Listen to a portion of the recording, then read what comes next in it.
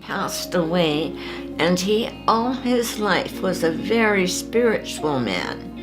So on his passing, he's decided to let us all know that he is not gone. He's with us. He's with us at this very moment, and he's doing something just absolutely, well, I'm going to say interesting to start with. He's dropping dimes around.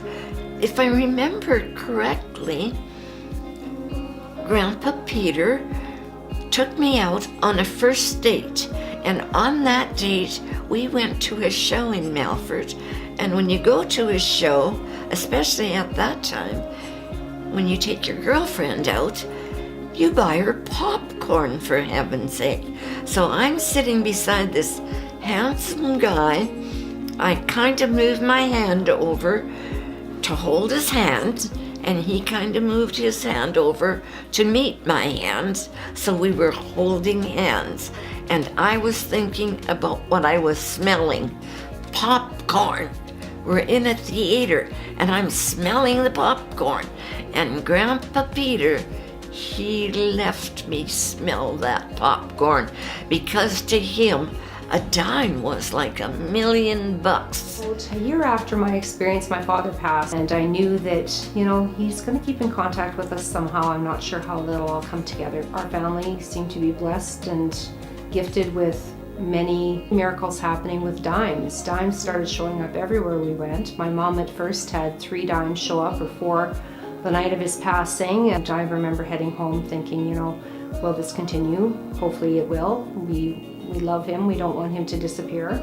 My first dime that I received from my dad was, it would have been 2 days before his funeral, and I was called into the funeral home to help them figure out the clothing he was going to wear with the open casket for the night before. And so I was leaving the farm, and I had a list of things to do, and I had been strong for a few days, trying not to be too weepy around people. Everybody was sad and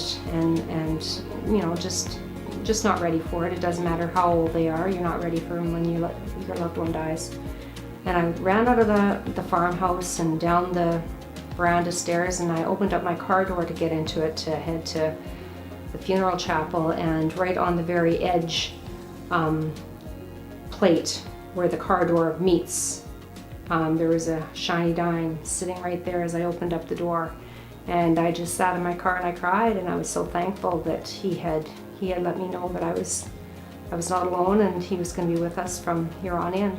Well, my very first dime story was, I think just shortly after Shelley's dad passed away, and I was just doing the spring cleaning on the tractors, getting them ready for spring, and lo and behold, I'm vacuuming away, and there was a dime sitting on the back window ledge, and the ledge on the back of the window was not much bigger than a dime.